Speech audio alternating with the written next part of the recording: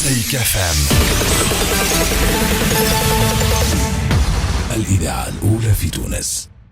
Une relation comme la plupart des enfin des couples en France, en concubinage, la famille consentée, que ce soit du côté de ma mère ou du côté de mon père, c'était un projet de vie avec les mêmes ambitions qu'un couple marié normal.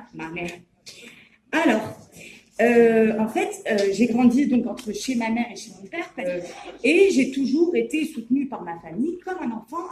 Même qu'est-ce que ça veut dire ziner? En français, ça veut dire la fornication. Je suis l'enfant de ce. C'est très, très, très grave. Et du coup, c'est ça le terme qu'on n'a pas arrêté de me répéter pendant 8 mois. Ma famille, il y a ben ziner et tout. Ils disent à tout le monde, rappelle-toi, ça mon père il y a 1 an. Et donc, du jour au lendemain, bien sûr, je suis devenue un enfant illégitime pour l'héritage. Et il disait à tout le monde, carrément, voilà, j'ai résisté mentalement, chez mon père, malgré tahdid, malgré les menaces, malgré tout, j'ai résisté. Je suis restée 8 mois enfermée dans une maison à faire des recherches, à résister. Et j'avais une image de la Tunisie par rapport à ma grand-mère qui était militante, féministe.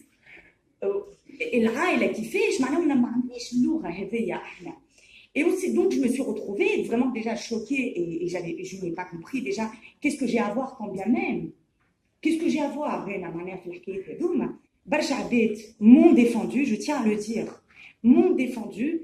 Les gens ont trouvé ça inadmissible. Tous les amis de mon père se sont mobilisés carrément jusqu'à que je rencontre ma super avocate qui me représente aujourd'hui dans le procès dans lequel on s'est engagé.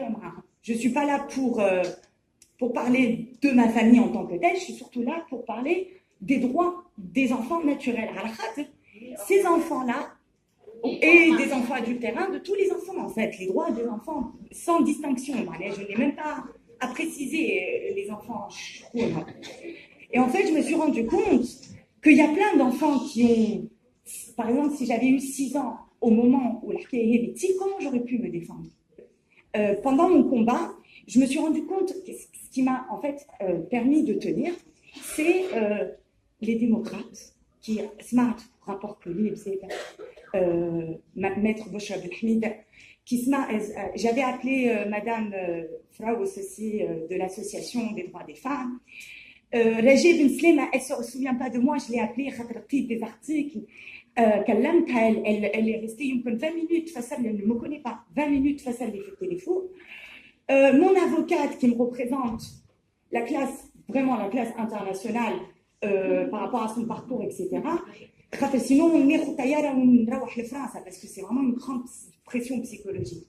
Et donc, c'est pour ça que je tenais à témoigner et à devenir en quelque sorte le porte-parole de ces enfants-là qui ont 6 ans, 7 ans, 10 ans et qui ne peuvent pas s'exprimer et qui ne peuvent pas se défendre et qui n'ont des fois pas les outils ni le savoir de le faire. Et bien, je ne l'ai pas. Heureusement que des avocats extraordinaires existent. Heureusement que ça existe, les avocats. Les juges, c'est pareil, c'est un métier extraordinaire. Tout ce que vous faites aujourd'hui, c'est magnifique. Et حليتولي مخي معناها. السيدة رئيسة للمحكمة السورية للنساء ضحايا الإقصاء وعدم المساواة في الميراث، جناب المحكمة الموقرة. قبل أن أتراجع في الأصل أريد أن ألفت انتباه المحكمة لملاحظة مهمة أو معطى مهم، وهو أن المشرع التونسي أطلب وتفنن في توصيف الطفل المولود خارج إطار الزواج بأبشع النعوت، فنجده في عديد النصوص القانونية ومنها مجلة الأحوال الشخصية ينعت باللقيط وينعت بابن الزنا وينعت بابن الفراش وينعت كذلك بالطفل مجهول النسب وينعت بالطفل فاقد السند.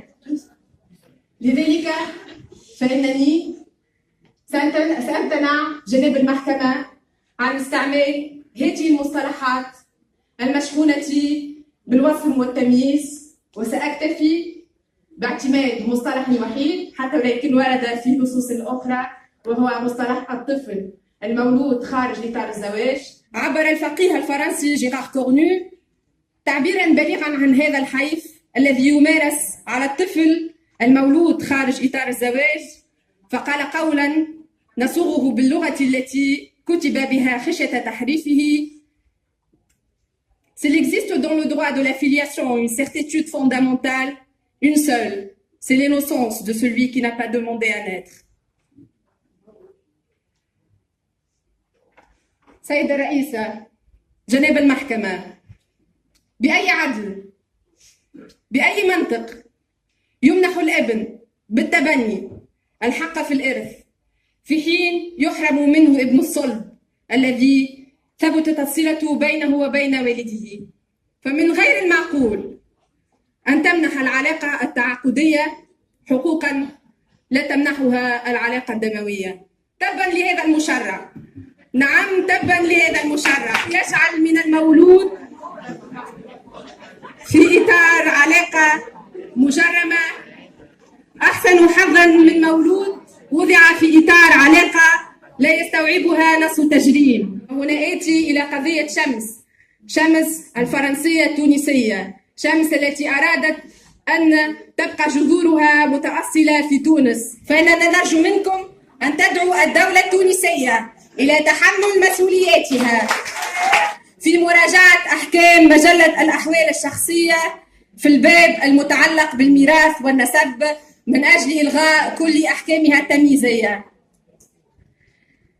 نرجو سيدة الرئيسة أن تؤيدون كذلك لدعوة مجلس نواب الشعب لتسريع بإصدار القانون الأساسي الخاص بالمساواة في الإرث وفي الميراث وإقحام حق المولود خارج إطار الزواج في تركة أبيه حتى تتلائم مع أحكام الدستور والاتفاقيات الدولية. وفي الأخير أقدم إلى جناب المحكمة التقرير وشكرا.